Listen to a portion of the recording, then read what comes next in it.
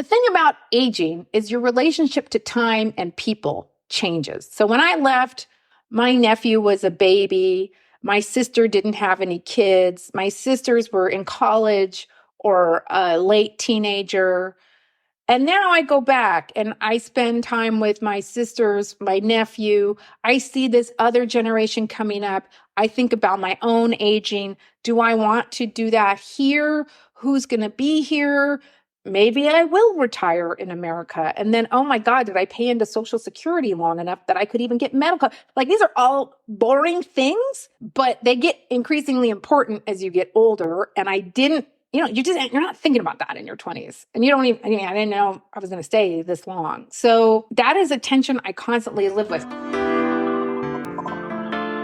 Welcome to Flourish in the Foreign, the award-winning podcast that celebrates, elevates, and affirms the voices and stories of Black women living and thriving abroad while exploring living abroad as a pathway to wellness. I'm your host, Christine Job, a Black American woman with Trinidadian roots, a business strategist and consultant from Atlanta, living and thriving in Valencia, Spain.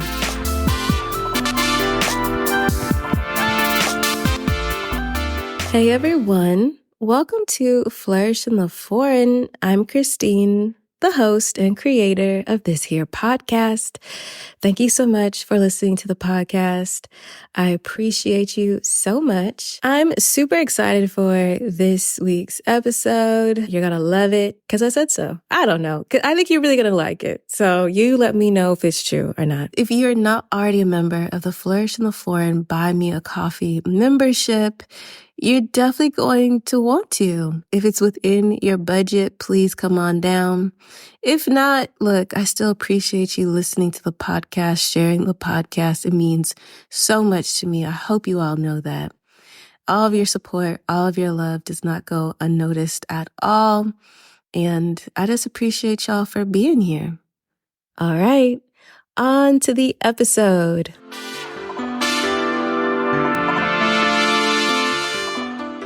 Season 5, Episode 10. Today's episode features Eleanor Mayrhofer. In her 25-year design career, Eleanor has done everything from book compositing to designing mobile apps to methodology and agile process design for global creative teams. She's worked on projects for clients such as Chronicle Books, Rizzoli, Vodafone, BMW, Audi, and more. She left her corporate life in 2010 to start her own online e-commerce business selling printable stationery. Her work was noticed by Goop, Martha Stewart, the New York Times, and Pottery Barn Kids. For the last few years, she's been helping expat business owners in Germany get their websites launched in a day. I'm super delighted to bring this interview with Eleanor to y'all because this is a story of evolution and longevity and truly cultivating a life well lived abroad. But I'll let Eleanor tell you all about it. My name is Eleanor Mayrhofer. I am 51 and I live in Munich, Germany. I moved the day before Halloween in 1999. So I guess that makes it 24. It's going to be almost 24 years. I asked Eleanor to describe her childhood and if the environment and manner in which she was raised planted the seeds of her eventual life abroad. I was actually raised by my dad from the time I was 2. And I was born and raised in LA, like LA proper. Nobody in my family was particularly interested in world travel. My mom always talked about it as something she wanted to do.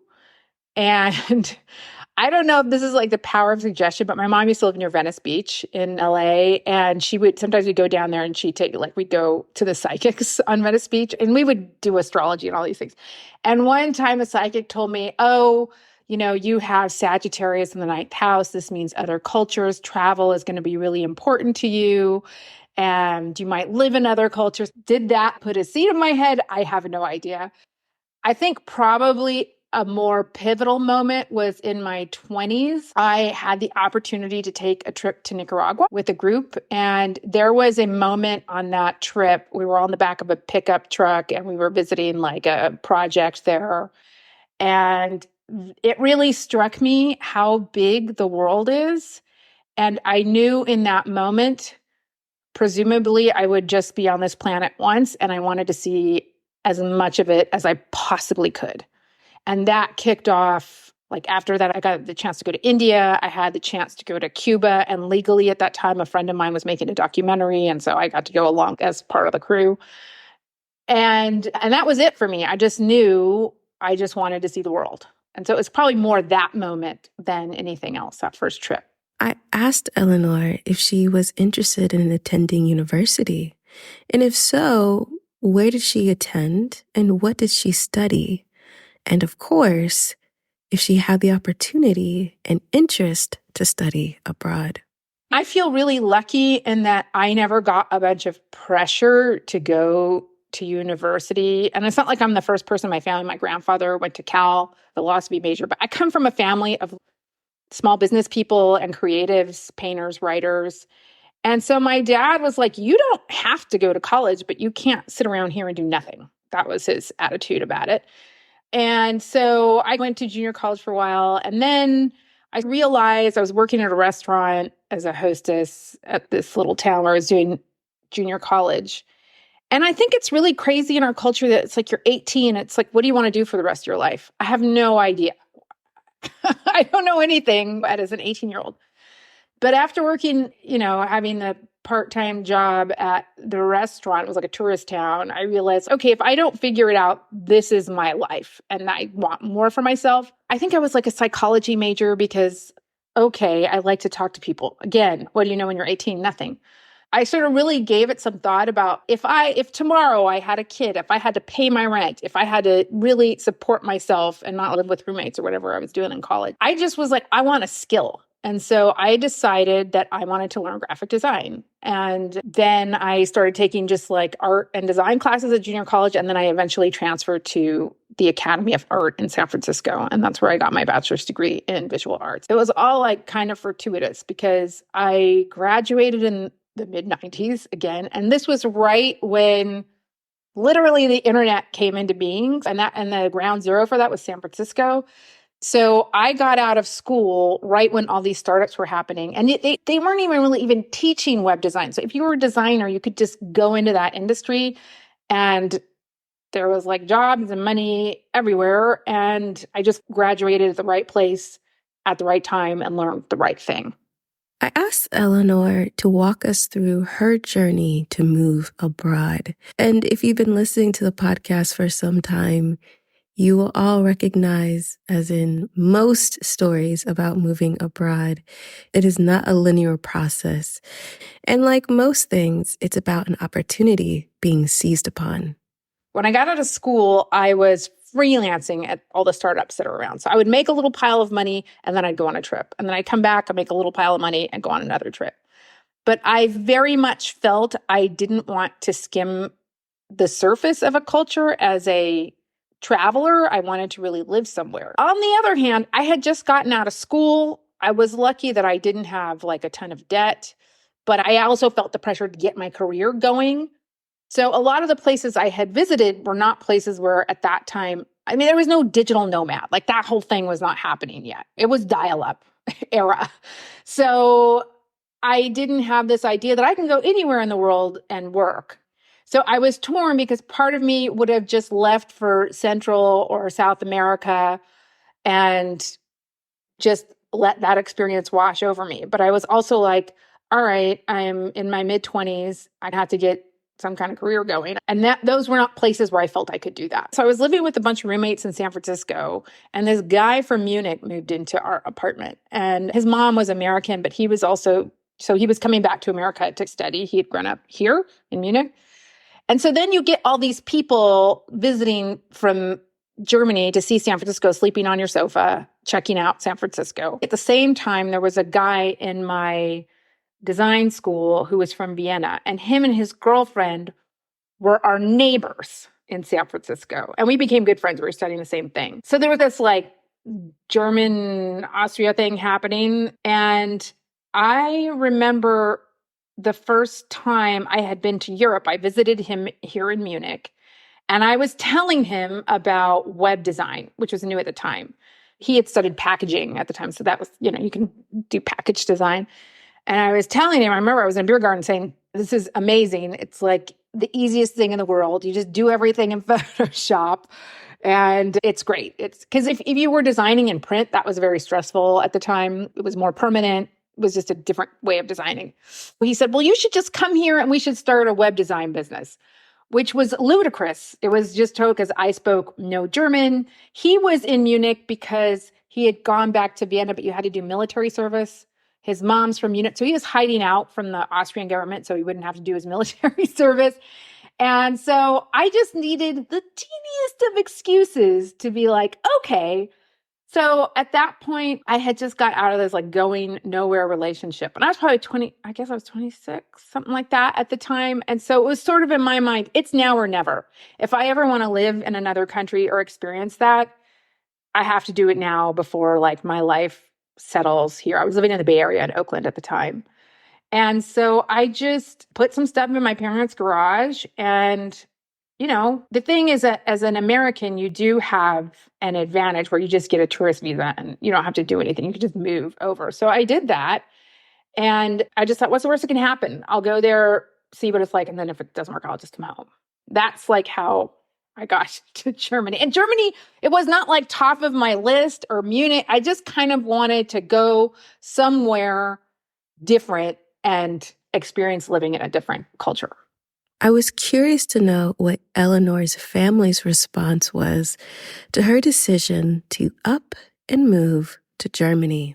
They were pretty perplexed. I mean, it was everything from, doesn't it get really cold in the winter, to, are you going to be the only Black person there, to, what about your pet? Like the whole thing just seemed like, what? And I think because there aren't big travelers in I don't know where I got this from, but they didn't have it. So it was just like a real head scratcher, but they supported it. I certainly didn't know, and they didn't. I'm sure they assumed like, well, she'll be back in 6 months or whatever. It was just some silly idea I had. I asked her to describe to us what it was like landing in Germany, not to visit, but to live. To be honest, I remember the bag I packed, and I remember getting on the flight, and I remember listening to the Euro techno music on Lufthansa that they piped in through the thing. But I don't know that I remember the actual day. I think I was just moving forward. It was kind of one step in front of the other. What I more remember is the first year and how once the euphoria of being in a foreign country and being in Europe wore off, it was really hard. And it's more like I remember that the loneliness of that first year rather than the day. So at first it was really exciting. I traveled a lot, but I was just, and this idea of us starting a company was totally silly. So we like set up this office and we had like one client that was like a wine company for like wine labels, but I was like not making any money. Plus, and it still is today, the housing market was very difficult. So I was like living in a temporary rental apartment. It was just really hard. And I had no job. Like I'm sure this is still true today. You show up as a foreigner, no job, no nothing. Nobody's giving you an apartment. And especially in Germany, they like want to see your work contract. They want to see pay stubs. There was also no real social media. So there were a couple of bulletin boards to meet people. And I went to like some expat events. And then my best friend actually came and did an internship because she ended up marrying that guy that moved into our apartment in San Francisco. That marriage didn't last very long. But so she was here because of that. So that took some of the edge off. But it was just a lot of, and it was stress because I wanted to stay. I decided that I wanted to at least give it a year, and my tourist visa ran out in 3 months. So I was going to the immigration office and I left out, there are a lot of horror stories, but the woman, my unmarried name is Ray, and the women responsible for R was really nice. And she kept saying, you've either got to get a real job or you got to get married. And she just gave me 3 more months on my passport, which don't ask me why that happened. I have really no idea, but it did. But it's hard. It's hard when you don't know the language. And it's a little bit chicken egg in Germany anyways, because I was taking German classes, but a lot of people here speak English. So I would start and make an attempt in my crappy German, and they just switched to English. So you wouldn't be really forced. You could be kind of lazy about it.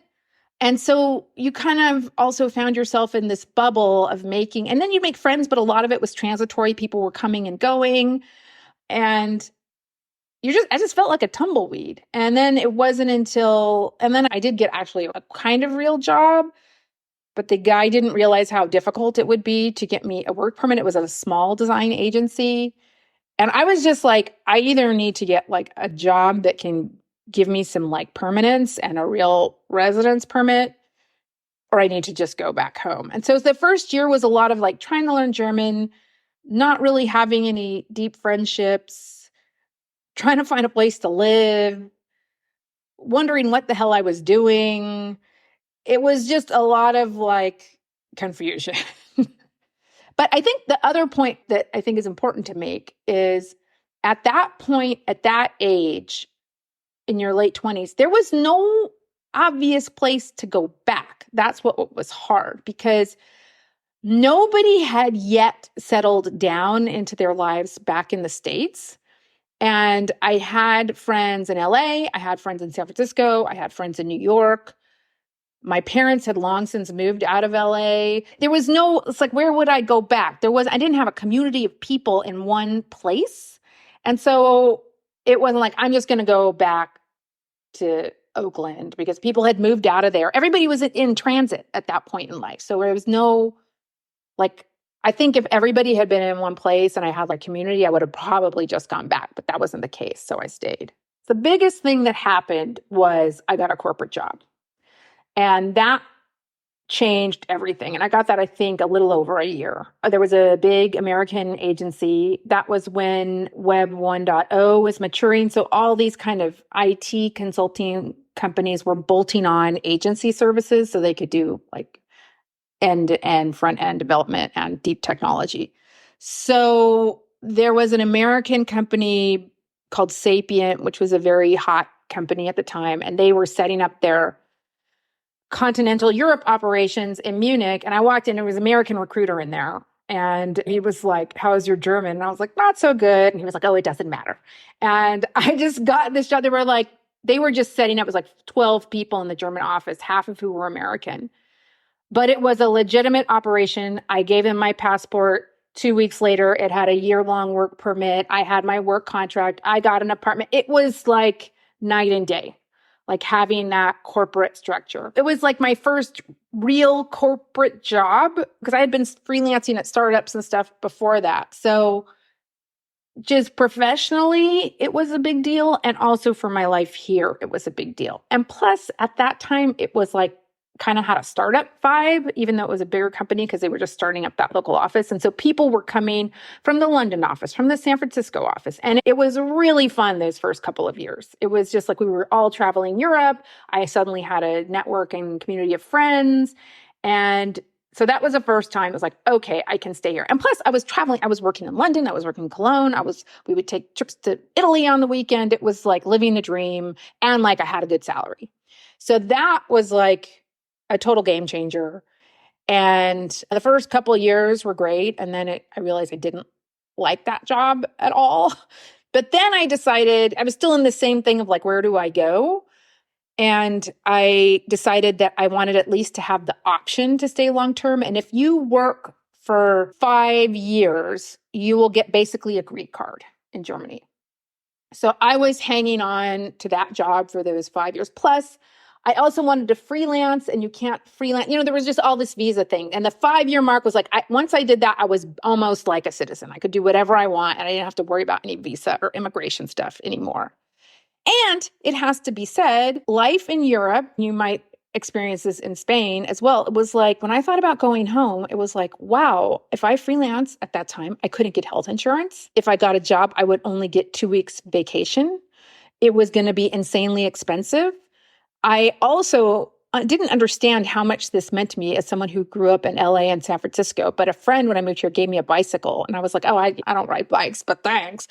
And I have no car here. I realized, oh, there are elevated bike paths everywhere, and you can live your life without a car. And to me, as silly as that sounds, it was huge. It's such a difference in lifestyle, not having a car. I'm working in London. London is great, but it's intense. And Munich is a nice balance of city and nature, which again, I'm from LA. I didn't understand that. I appreciate that. So I really started to, by that time, I had fully adjusted to the European lifestyle. So going home was like a harder sell. Starting from scratch and just life in America, it can be a real rat race if you're in a city. And I still think this, like, we could not have the quality of life we have here in any American city. We would both have to just pedal to the metal corporate job. I have a 6-year-old daughter. It's just a non-starter. And I know a lot of friends that, like, even if they're German, they lived in the States and they've come back and they're like, we can't afford to live there. We can't.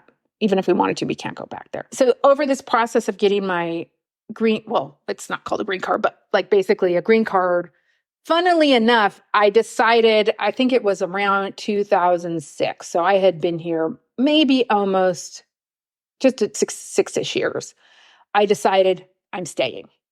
And at that time, I knew I was going to quit my corporate job, and I didn't know how long I was going to stay, what retirement was like. So I bought a little rental property, and I had to do it while I had the corporate job because you can't get a loan without that. They won't give it to you as a freelancer. So that was like my commitment to, I'm going to stay here, maybe not forever, but for a long time, enough to like think about like my financial future, et cetera.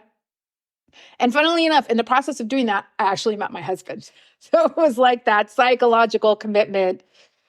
Germany, like many cultures and countries, they have their stereotypes for sure. Keeping that in mind, I've visited Germany, but I've never worked or lived for any substantial amount of time in Germany. I was really curious to learn about the German work culture, or at least how Eleanor had experienced it. Because if I'm frank, what I imagine it to be is not the most accommodating, I would say. So I asked Eleanor to fill us in on her experience. German work culture, not for me. So the thing about working at this company, which was like a digital consulting company, at the very beginning, I had been at like on one account, which was like, it was a telecommunications company. It's T-Online. It's like also T-Mobile. And at that time, it was very German, very conservative. And I remember just feeling like, yuck, yikes. I'm sure you know in Spanish, you have like the formal and the informal. Like everybody, it's all in the formal. You're calling everybody Mr. and Mrs. And I was just like, what the hell is this? Not my jam, not my scene. I was like, I don't want to do this. But because I'm a native English speaker, with that exception, I was always put on international clients, which is a totally different thing. So I was at another telecommunications company, but they were bought by a British company. So the whole team was international. And I think whatever that psychic said was true. I love international environments. Like people were from all over the world. They had little flags of the languages they spoke on their desk. Totally different vibe. I was not much in like traditional work culture, but what I saw of it, it was not for me. So I managed to kind of escape that. Now, having said that, I don't feel like my German it got pretty good at one point, but I never felt super proficient that I could go in and command a meeting. But it was the inverse in international companies, because usually I would be in meetings where almost everyone except myself was speaking in a second language, English for them. But I was a native speaker. So it was very easy to go in and be confident. And in those situations, like advance and perform and all that stuff. But I do wonder if I had ever gotten like to a level where I felt super confident and super fluent in German, if my career trajectory would have been different. I don't know, because of those cultural issues. But anyway, so I actually ended up staying at that company 10 years just because I was in a kind of this hamster wheel I had a very good salary there. The work wasn't creative, but I was also learning a lot. And if you go in the design world, if you go to a smaller agency, you might be doing cooler work, but you're going to take a 30% pay cut. And I wasn't really down for that. And freelancing was also just like, how am I going to get started? Like, how am I going to build a client base? But it was also right before I first started dating my husband. I had a health crisis. I just thought I had a bad cold, but whatever. I had like pericarditis. It's when there's too much fluid in your heart sac and your heart can't beat. Anyways, I happened to be working in Miami at the Miami office, and I had to be hospitalized, and my dad flew out, and I knew like, okay, I have got to get out of this. And I eventually got like a role that didn't require as much travel. It wasn't so demanding, but that was the beginning of the end and my exodus out of corporate life. And I had an idea at that time to sell printables on the internet. This was, again, 2006, 2007. And so that was like my time where I was like, okay, you only live once. You don't know what's going to happen. You don't know what's around the corner. And so I started this online business selling printables where I learned a lot. I learned a lot, let's put it that way. And I did quit my job eventually. It took another couple of years, but then I quit my job.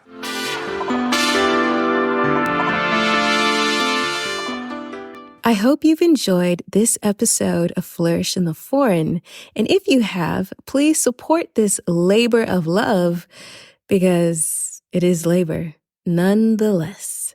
You can support this solo indie podcast by becoming a member of the Flourish in the Foreign Buy Me a Coffee membership, where you can subscribe to support the podcast on a monthly basis. You can also give one-time support via Buy Me a Coffee as well. And you can do either one at buymeacoffee.com/flourishforeign. Support this podcast by writing a review on whichever platform you listen to the podcast. And if you listen on Spotify, you can also leave comments on each episode and even answer some of the poll questions I've created for certain episodes. Be sure to share this podcast with your friends and family and even the colleagues you kind of like. This podcast continues to exist and thrive due to listeners like you. Thank you so much for your continued support. Now, back to the episode.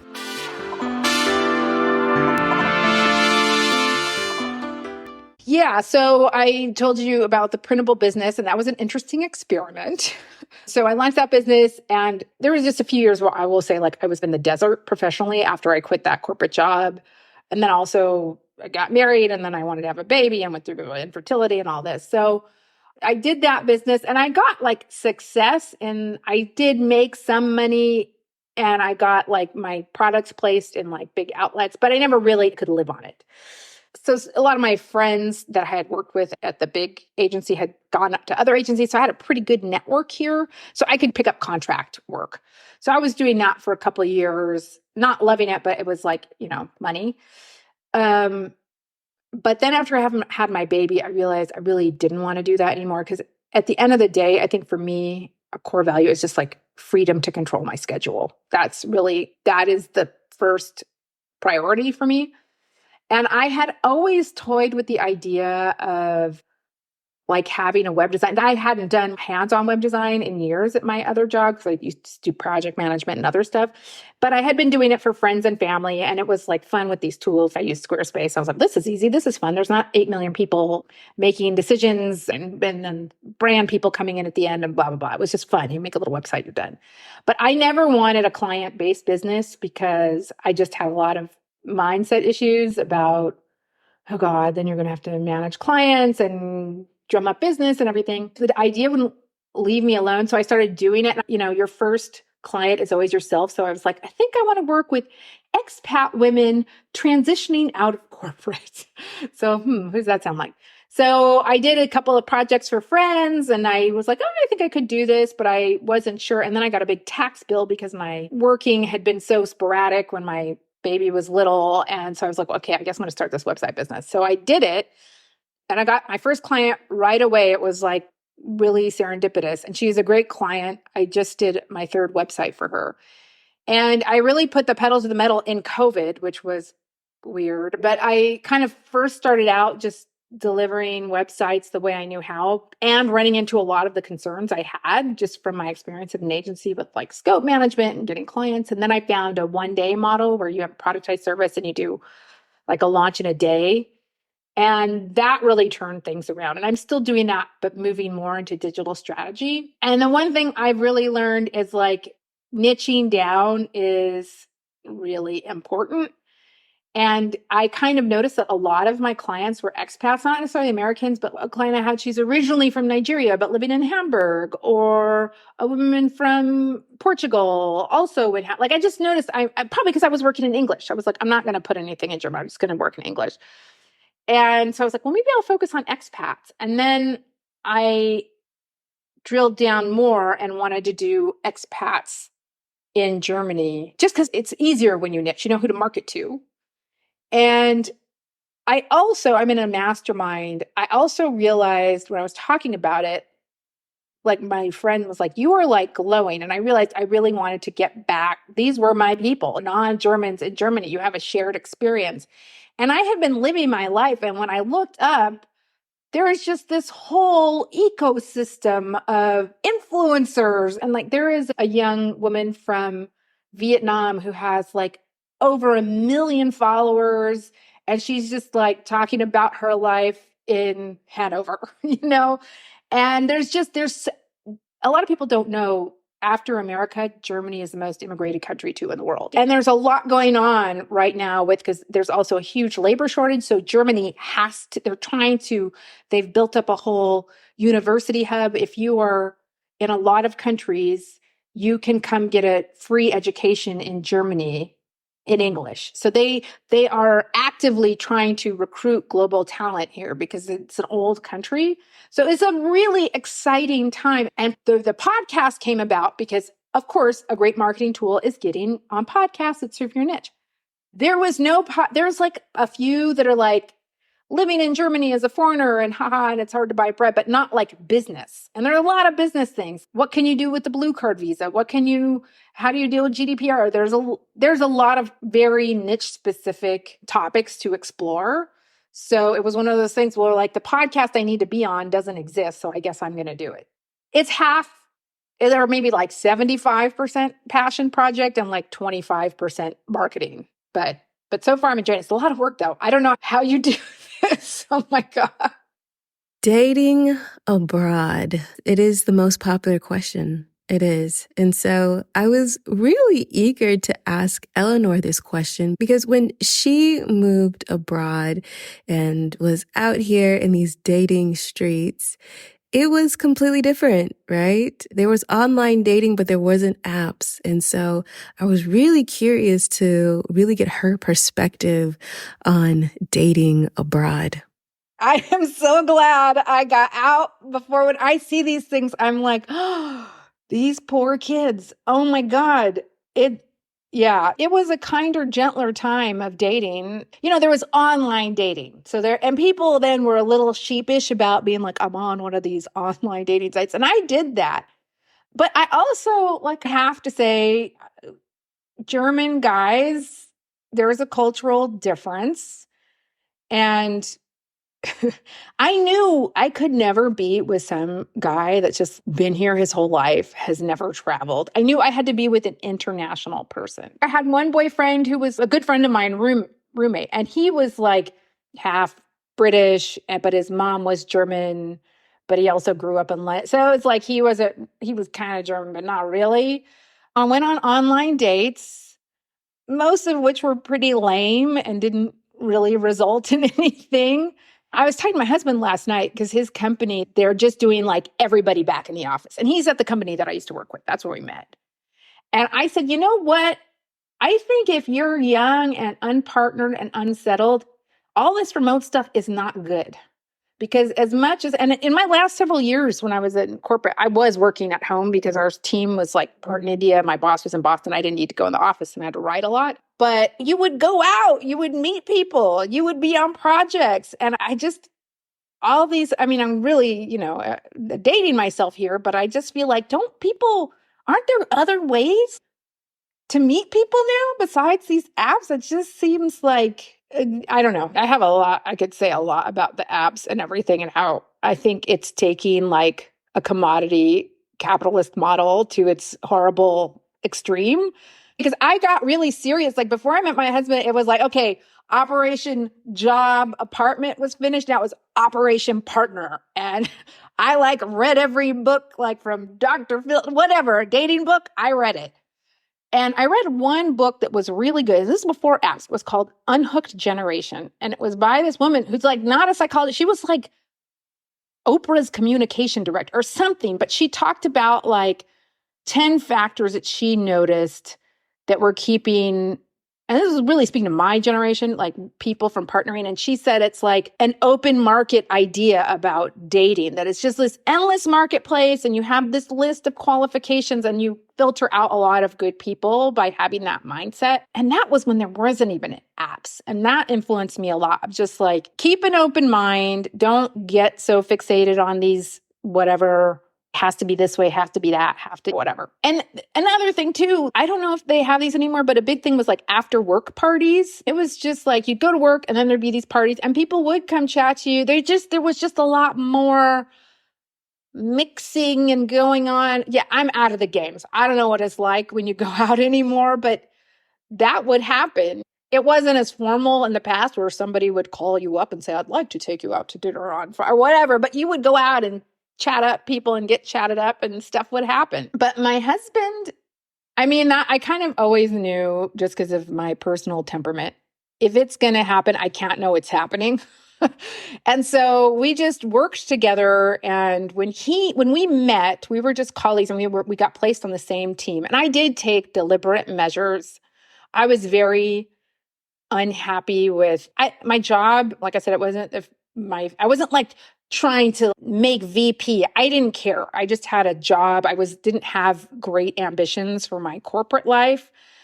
And I wanted a partnership. But at the time I was traveling all the time. And I was like, if I keep going like this, I will not have a community. I won't find a partner. So I like took strides and I told my supervisor, like, I want a project in Munich. I do not care what it is. I need to be home. I need to be somewhere where I have a chance to set up my life so that there's some opportunity for that. So I made some deliberate changes in what was happening. And that is the project. It was a terrible project. It was my last project, like client side of that company, but it was the project that I met my husband on. And he had spent 2 different years abroad in the States. He had done a high school year in Michigan and then a college year in Georgia.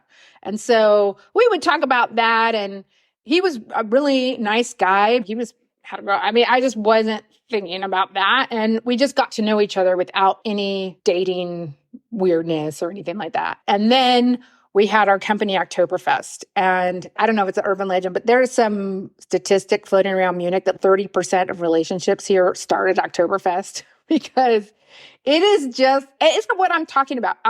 When I first went to Oktoberfest, when I first got here, I was like, I don't know about this, man. The Germans in a tent, a lot of people. Now I'm married, we just go for the kids and stuff. But now I think it is fantastic. It is a very international festival. And the whole town, I mean, it is just like mating season. You go there, everybody's wearing this dress called a dirndl. It really, like people from all over the world. And then people are wearing lederhosen and everybody's drinking beer. The vibe is good. I think those inhibitions come down in a good way and people chat each other up. You're just sitting there. I'm like, if you're single, go to Oktoberfest. We had our company Oktoberfest and he was like showing his interest. And I was like, what's going on? And then my friend said, oh, he broke up with his girlfriend. And then it just went from there. So then we just started dating. I asked Eleanor to describe some of the realities, some of the surprises, and perhaps some of the obstacles navigating her intercultural marriage. I think in any marriage, there's the culture of your family, and then there's your culture. And sometimes it's hard for me to tell what the difference is. If it's like we are different. And like, fortunately, I told him he's German, he's white. So I was like, you better show your parents a picture of me before they go there, just so they have some expectation. The race thing was a non-issue. And this is again where I feel like being American kind of it offsets things, because my father-in-law, he's passed on since, but he was a huge Americanophile. He was a child after the war. He remembers GIs throwing chocolates. He just had all these great associations with America, and I was a part of that. So that aspect was not an issue. I come from a big multicultural LA family where you can't get a word in edgewise at like family gatherings. And it's usually fun. Sometimes there's big fights, all kinds of things happen. That is not what a German family is like, or at least my husband's family. They don't talk about stuff like all these. And again, it's like, is this German? Is this my husband's family? It's sometimes hard to, because I know other German families that they do, but there's just differences like that. And also, I'm urban. He grew up in a small, a teeny tiny little town. So it's sometimes like, okay, is this like he's from a small town? And also, like he says, I worry about things too much. And I'm like, my parents got divorced. I grew up in Los Angeles. Like nothing bad ever happened to you in your little teeny tiny village in Germany. Like you just grew up in this place. Like nothing horrible happened in my childhood, but it's a different way of growing up. Sometimes I just think, yeah, I grew up in a completely different environment than you did. And also, I think with Germany's history, that war stuff still impacts a lot of, I mean, we all have our ancestral histories with us, and that is a factor here. That generation, I mean, my in-laws, they were children after the war, but all that, like my father-in-law's father was in a war prison and came home, the men were all messed up. That's all in there. Again, it's hard to sort out what the different factors are, but I'll give you an example. Christmas, and every American I talk to will say the same thing. Christmas in Germany, it's like this, it feels somber. They celebrate on Christmas Eve, and it's kind of like the same thing every year. And I am from California. It's loud. We drive from Northern California to Southern California. We stop at In-N-Out. Everybody's in there in their pajamas eating hamburgers. It's just so different. And so what I like to do here, if we don't go home for Christmas, which we don't really anymore, is I have a big open house on Christmas Day and invite like all my American friends. I put a big spread out. It's lively. There's music. We talk. My mother-in-law came, and she's a very nice person, but this was like another planet to her. She just didn't understand this way of celebrating. All my American friends were like, thank God you're doing this. We came back from like the quiet German Christmas. So there's like those kinds of differences. Motherhood in Germany. If you have been listening to the podcast for a while, you know that I have a compilation about being pregnant abroad and also motherhood abroad. So if you haven't checked out those episodes, I encourage you to scroll back and to check those out.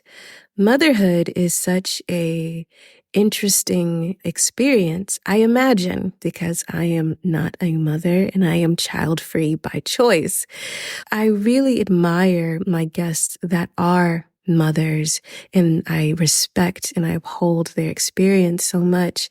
And what I found in doing this show is that the experience of motherhood, which I think we can all agree is not monolithic, but it really is quite varied depending on where you are around the world, what resources are just standard and basic, and what the societal sentiment is towards pregnancy, motherhood, and child rearing. It really varies from place to place, country to country. And it has been incredibly eye-opening for me as a woman without children. So I had to ask Eleanor, what has been her experience navigating motherhood in Germany?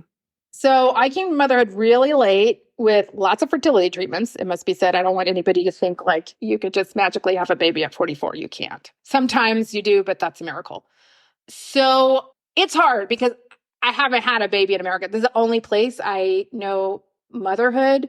But all I can say is it has been incredibly positive. And I cannot imagine doing it in the States because you just get so much support. It's the same old story. Everything's free. You get a midwife. So after you have you never see, like when I talk to my friends in America, it's like, you do not see a bill for having your baby. You get the last 8 weeks of your pregnancy is this thing called Mutterschutz. It's like mother protection. I don't know what you would call it in English. You don't work, but you get paid because you shouldn't. The idea is you don't need to work those last 2 weeks to 2 months of your pregnancy.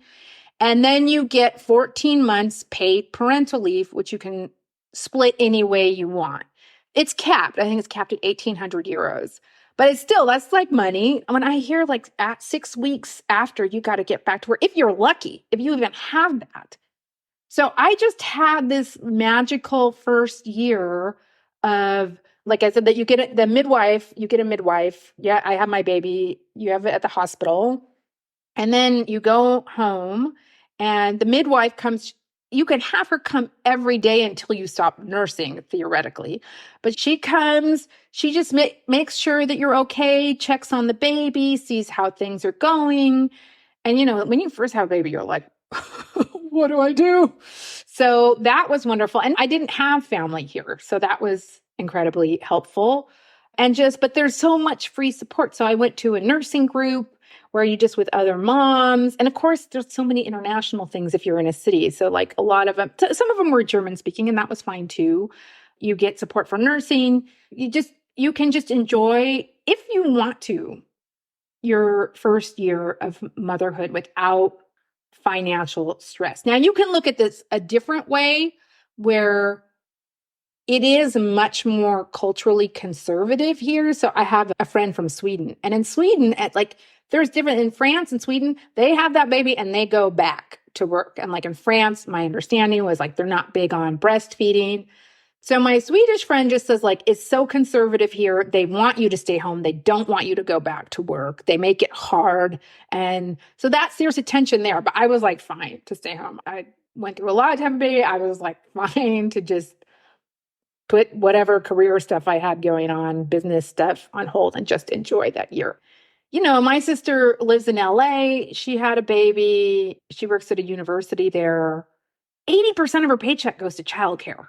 Like, it's just, she doesn't want to drop out of the workforce because you get a penalty like that.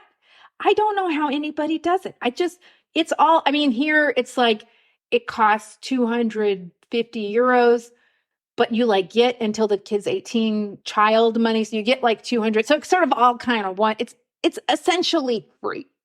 Another thing I'd say is when I got here, whatever I was, 23, 24 years ago, it was much less diverse. And I remember then thinking, I'm not going to stay here and have kids because I don't want a kid to be in such a homogenous environment. That has radically changed. And I'm like very pleasantly surprised. My daughter just started elementary school.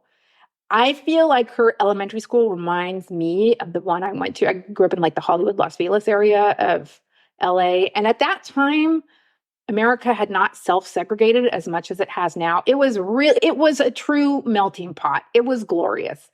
And I feel like I'm not going to say it was like LA in the late 70s or 80s, but it is much more. You look at diversity in a different way also because there's a lot of Eastern Europeans and class and all this, but it's just much more than I thought it was. So I'm very pleasantly surprised about that.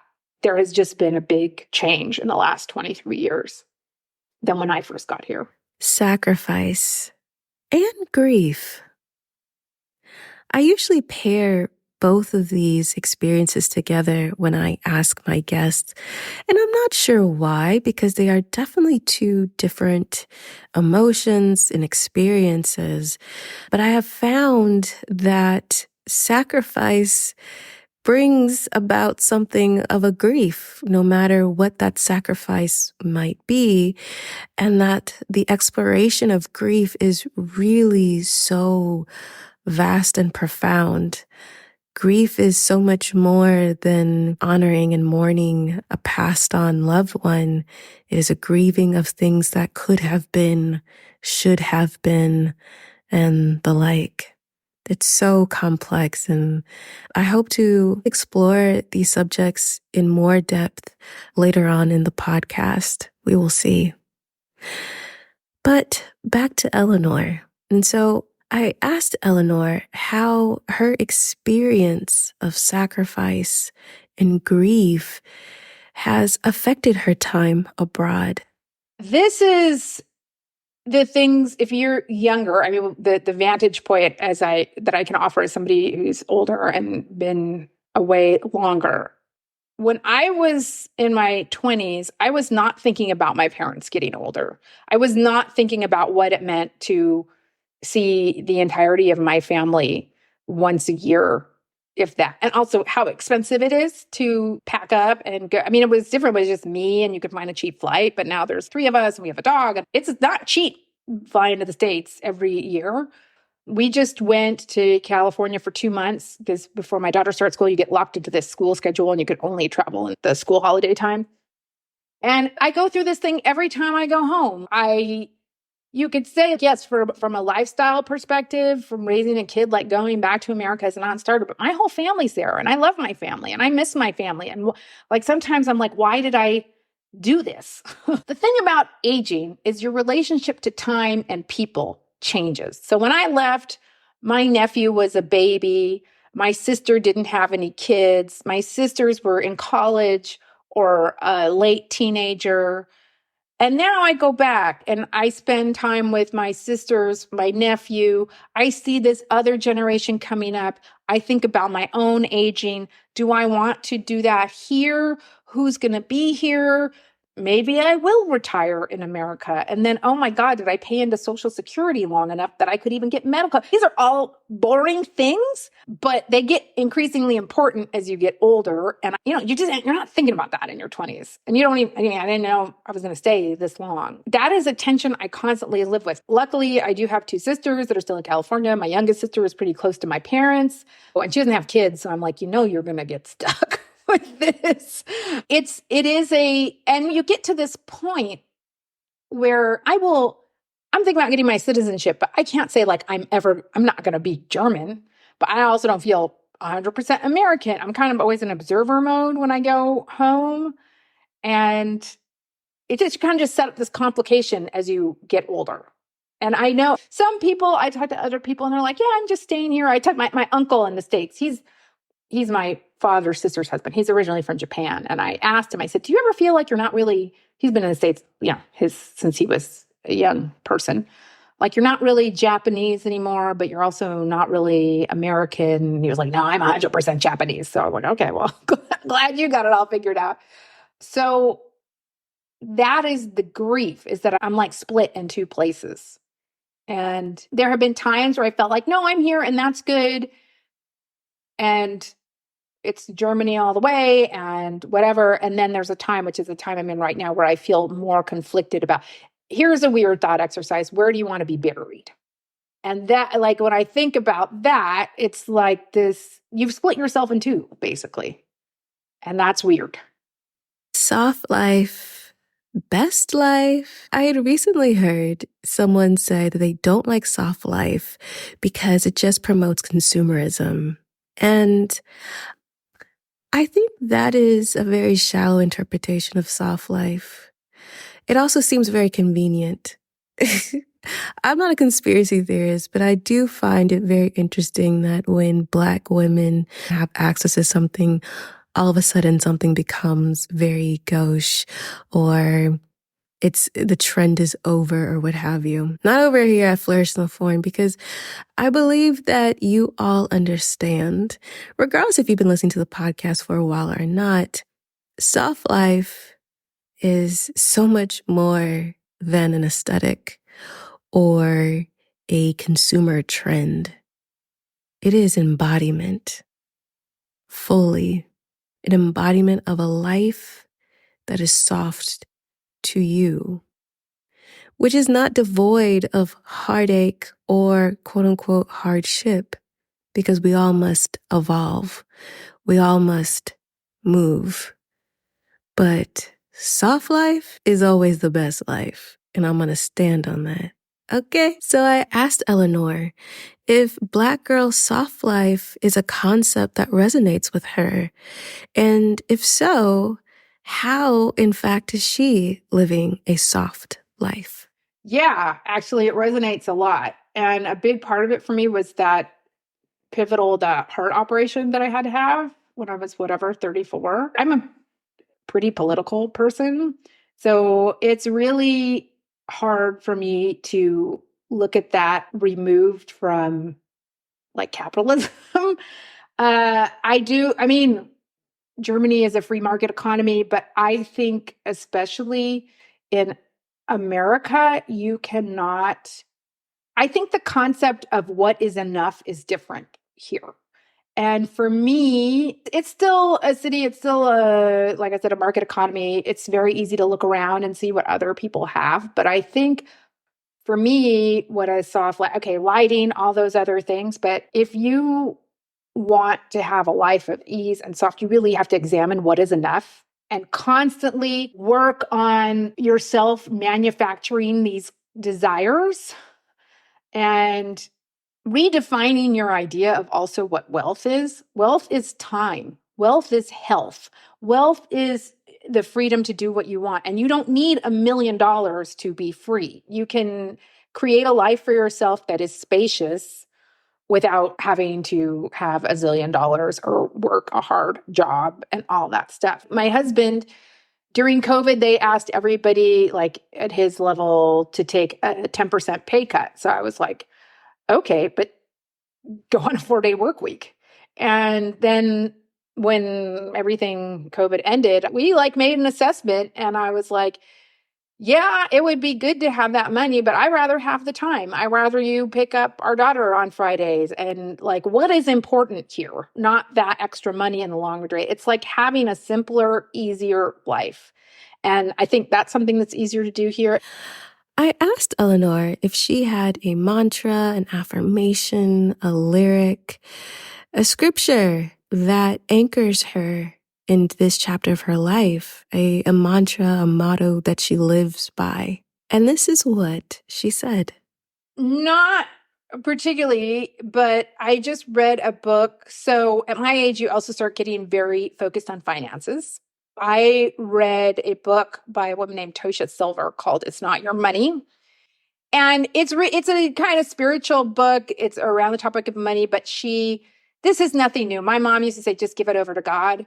And it's the same thing. You read a bunch of books and you realize, okay, they're all saying the same thing. And she has the principle of offering. Whenever it's like there's a situation or something that's stressing me out or I can't resolve, I'm just like, okay, offer it. Just accept you can't control everything and you just have to give. It doesn't mean that you're a passive actor in your life, but there's just something you just have to let the universe work out and you trust that you will be guided to the right action. And then for whatever it is.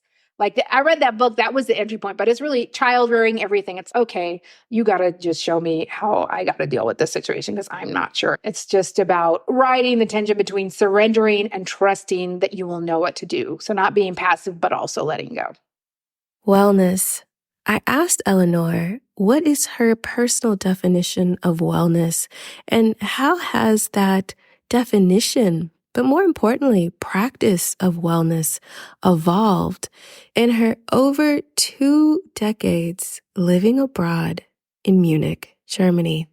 Well, I alluded earlier, growing up in LA, the Bay Area, I would not call myself an outdoorsy person, but living here, Munich I think it's one of the cities that has some highest ratio of green space to people. We live right in the middle of the city. There's a big river that runs through it, a lot of green space. We have a dog. I am out in I'll call it nature, like a really big park, let's say that way. But it's a natural with our dog on the bicycle.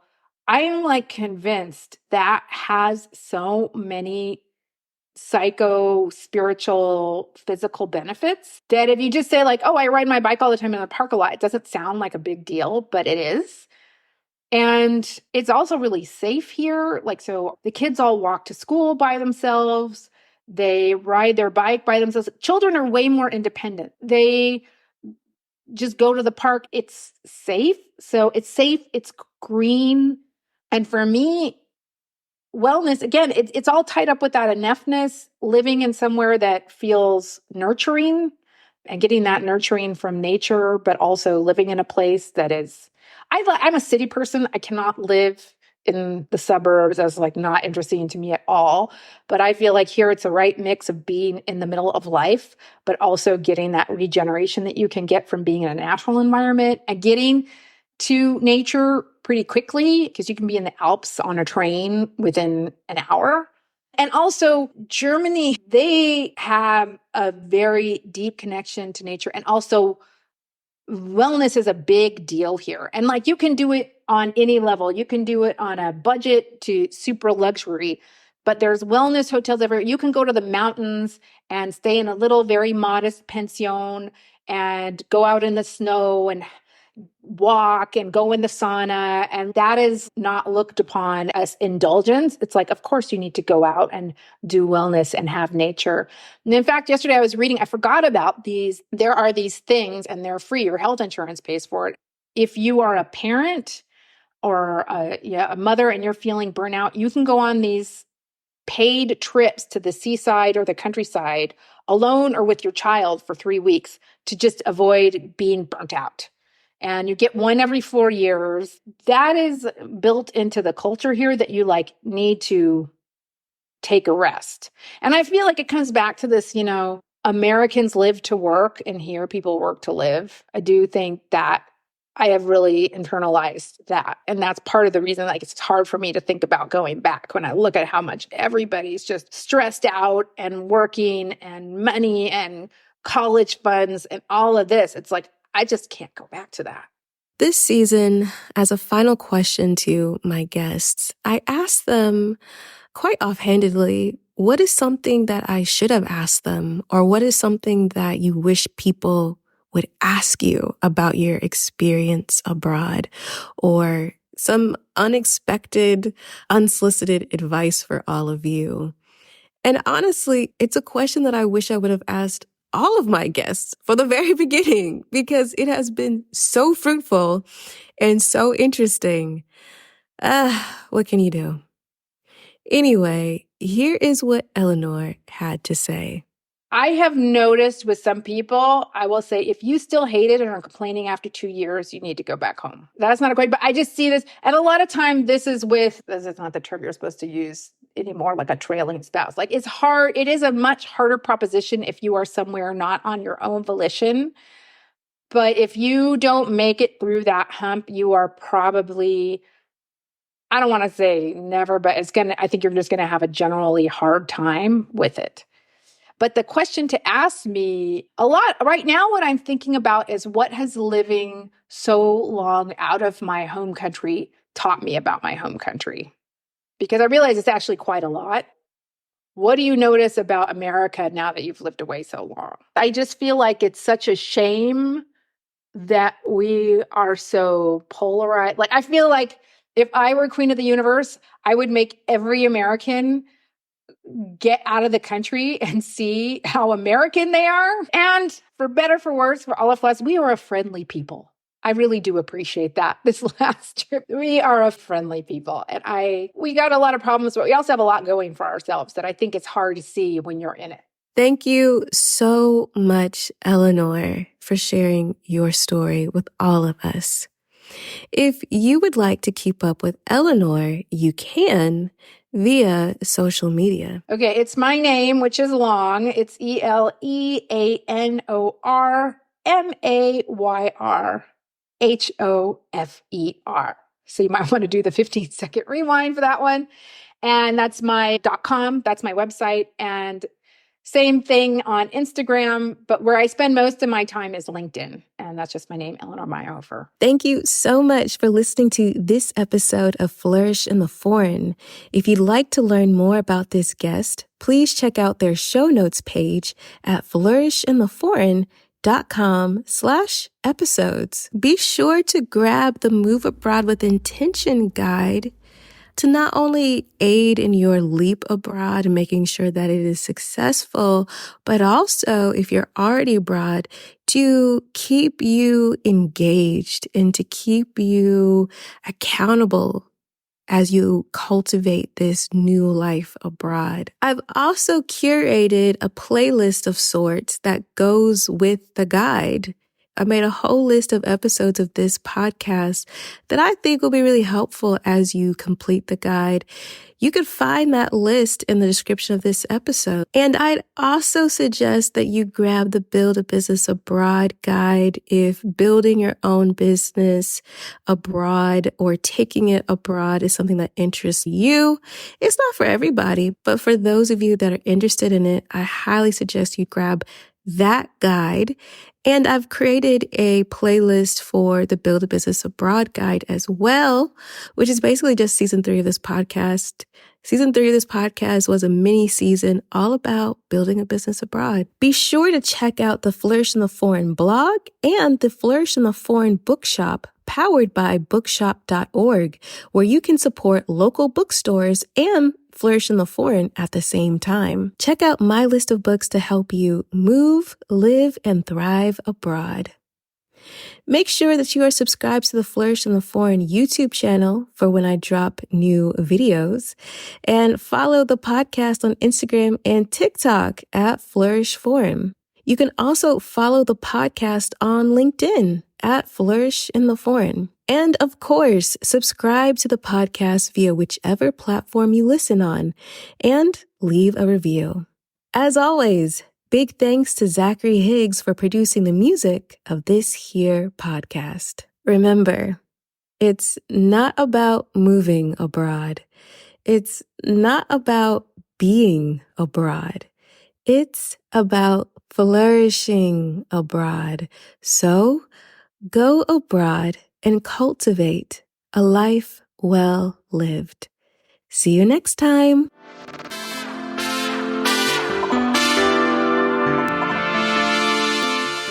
On the next episode of Flourish in the Foreign.